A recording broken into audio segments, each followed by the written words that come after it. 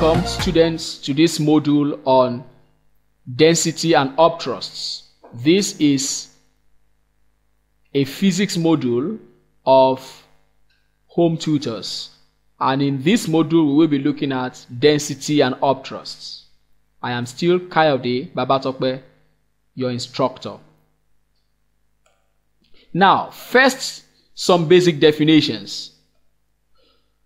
Density of a substance is its mass per unit volume. That is, density is equal to mass over volume. Density has a symbol of rho. Therefore, symbolically, we can express the definition of density as rho equals to m over v. The SI unit for density is either kilogram per meter cube or gram per centimeter cube, or sometimes pound per feet cube. And the basic definition, but the most common units of density, are the kilogram per meter cube and the grams per centimeter cube. Therefore, it becomes important for us to take note of the conversion factor between these two systems of units. Note this, that 1000 times density in grams per cc is what gives you density in kilogram per meters cube. For example, 0.2 grams per cubic centimeter will give you 200 kilogram per meter cube. So take note of that. When you multiply the value of density in grams per cubic centimeter by 1000, the result you get is the density in kilogram per meter cube. 0.2 grams per cc is equivalent to 200 kilograms per meter cube. And also, if you want to do it the other way around, 1100 kilograms per meter cube is equal to 1.1 gram per cc. So all you just need to do, once you are given your density in kilogram per meter cube, divide it by 1000, and the result you get is density in gram per cc. Some more definitions. Relative density. Since water is the most common substance and its density is 1000 kilogram per meter cube, take note that 1000 kilogram per meter cube is equivalent to 1 gram per cc. You still remember? When you have kilogram per meter cube, divide it by 1000 and it gives you grams per cc. So in the case of water, 1000 kilogram per meter cube is the same thing as 1 gram per cc. Therefore, it is convenient to use water as a standard to compare the densities of other substances. Relative density is defined as the density of a substance divided by the density of water. It can also be defined as the mass of a substance divided by the mass of an equal volume of water. That is, you have the mass of a given volume of a substance, you divide it by the mass of that same volume of water. The symbol of relative density is gamma. And take note that relative density has no units. It is a dimensionless quantity, and it is sometimes referred to as specific gravity. So when you hear specific gravity, it is also talking about relative density, and relative density has no units. Note, for example, that the density of mercury is 13,600 kg per meters cube. Therefore, the relative density of mercury will be 13.6 because it is going to be the density of mercury divided by the density of water. Take note, the density of water is 1,000 kg per meters cube. So therefore, the relative density of mercury will be equal to the density of mercury over the density of water, which is equal to 13,600 divided by 1,000. That gives us 13.6, and it has no units. Some more definitions. Upthrusts. Now we have defined density, we have defined relative density, we want to define upthrusts. When an object is wholly or partially submerged in a liquid, the liquid exerts an upward acting force on the object. This upward acting force is called upthrust. When you immerse, for example, this cube into water in a container, apart from the weight of the solid that is acting downward, there is also an upward acting force by the liquid on the solid body. This force is what is called upthrust. And the tension in the wire and the force in the wire with which you submerge the solid is known as the tension. T is tension in the rope, which is also the weight of object in water. While in water, W is the dry weight of the object, and U is the upward acting force called upthrust. This point is just to explain to you the forces at play when you use a rope to submerge a body inside a liquid. There will be tension in the string, there will be the weight of the body that is acting downwards, and then there will be the upthrust. The tension in the rope is the weight of the body while in water. Have you noticed that if you are trying to draw water out of a well, while the pail is still inside the well, it seems that the pail is very light. But immediately the pail gets outside the well, you now feel the true weight of the pail.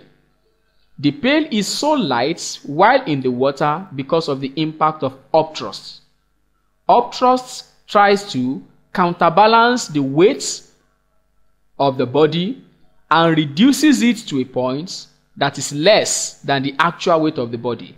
This difference between the weight of the body and the upthrust of the fluid is what is called tension, and that is the tension in the rope. And that is why when you are trying to draw the pail, when it is still inside the water, it feels so light because the tension in the rope is very small. Now, the forces acting on this body can be expressed as T equals to W minus U. That is, T is the tension in the rope, which is also the weight of the body while still in the water. And we are saying that T is the difference between the dry weight of the body minus the upthrusts. Now, the quantity U equals to W minus T. If you make U the subject of the formula in this equation, you will have U equals to W minus T. This quantity U, which is also the upthrust, is known as the apparent weight loss of a body which is wholly immersed in a fluid. And this apparent weight loss is called by the phenomenon of upthrust. Because of upthrusts of the fluid on the solid body, there is an apparent weight loss. That's why when we are trying to draw a pail out from a well, the pail seems very light while it is still in the water because of the upthrust. But immediately the pail gets out of the water when there is no more upthrust. Upthrust gets to 0 and T is now equal to W. So you will now feel the whole weight, true weight of the body in the rope. And this is what I just discussed here. This is why a bucket of water being lifted out of a well feels lighter while the bucket is still submerged than when the bucket is completely out of water. A Greek scientist known as Archimedes also found out that the magnitude of U, that is upthrust, or also known as the apparent weight loss, is equal to the weight of the fluid displaced by the submerged body. This discovery by Archimedes is very, very important, and when we begin to solve problems on density and upthrust, you will see the importance of these statements. That U, the magnitude of U is the weight of the fluid displaced by the submerged body. Something very, very important that you need to take note of under this subject of density and upthrust is that when we talk of weights and mass, they are not the same thing.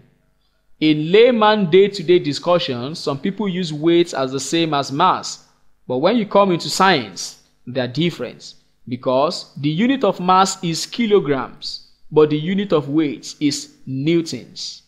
The expression on the screen shows the relationship between weight and mass. So, weight equals to mass times 9.81.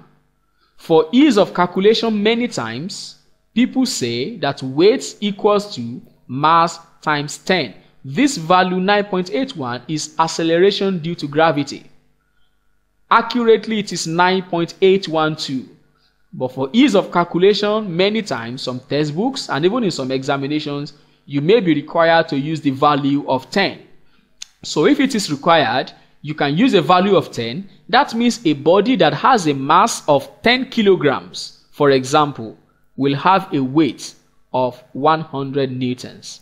And also take note, for this equation to hold, mass must be in kilograms.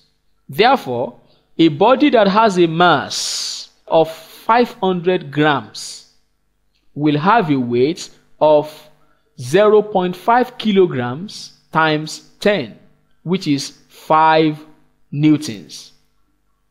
It won't be 500 times 10.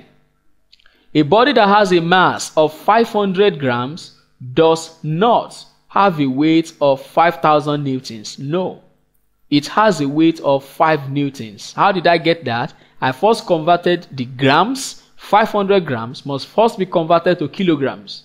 That gives us 0.5 kilograms. And then multiply that by 10 or by 9.81.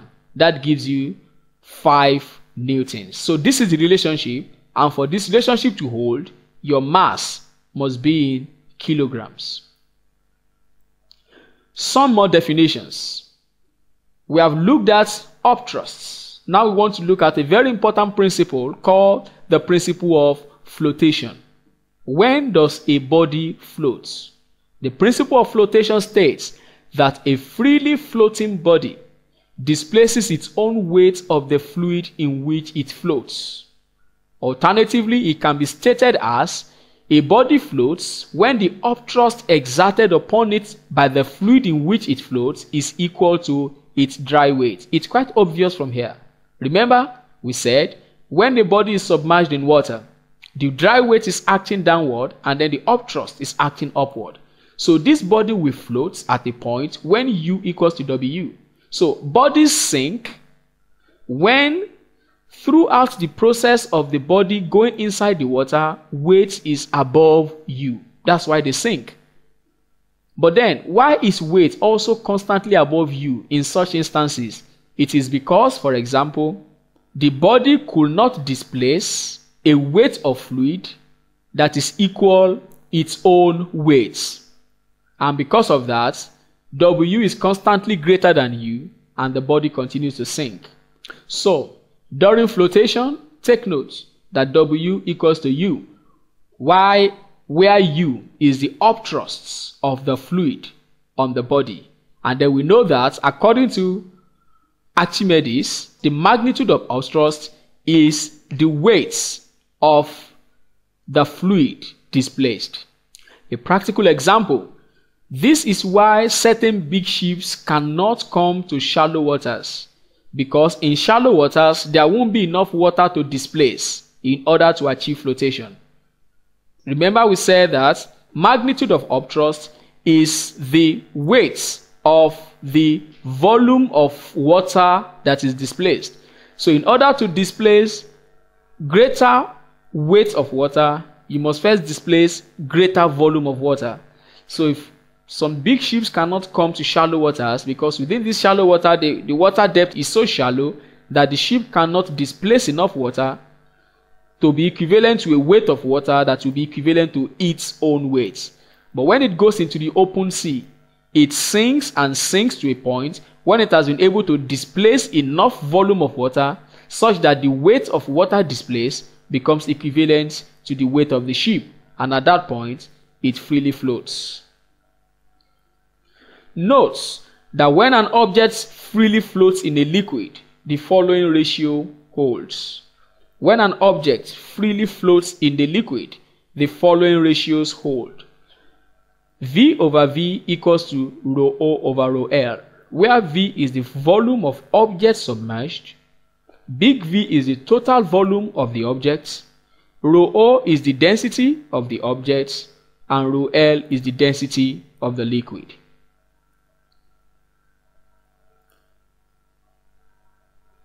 Now, example 1.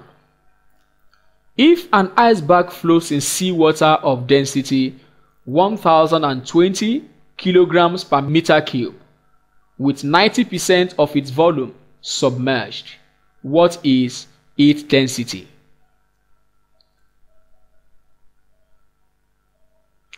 This is a direct application of the equation I just showed you. Recall that when an object flows freely in a liquid, the following ratio holds. Therefore, in our own case, we are told that the iceberg floats in seawater with 90% of its volume submerged. So, we said that V is the volume of object submerged. That is 90%, 90. And big V is the total volume of the iceberg, which is 100. So, out of 100, 90 of it is submerged.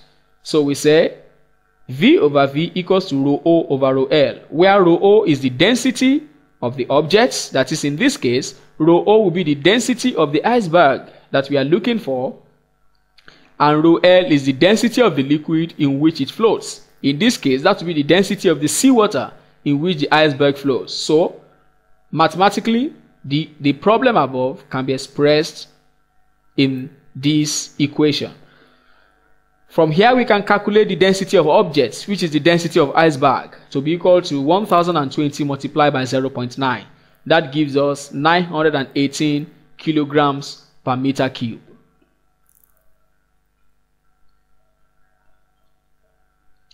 Example 2. Find the density of the material of a cylinder with a base radius of 0.1 meter and a height of 0.5 meters if its mass is 44 kilograms. We are told to find the density of the material of a cylinder. Take note that density equals to mass over volume. I hope you still remember that density equals to mass over volume. Now, they have given us the mass of the material. In order for us to calculate the density, what we just need now is to calculate the volume of the material. Now, the material is in the form of a cylinder with a base radius of 0.1 meters and a height of 0.5 meters. Recall that the volume of a cylinder is given by pi r squared h. So the volume of this cylindrical material will be equal to pi times r squared times height. That gives us approximately 0.0157 meter cube. Therefore, density equals to mass over volume, which equals to 2,800 kilograms per meter cube.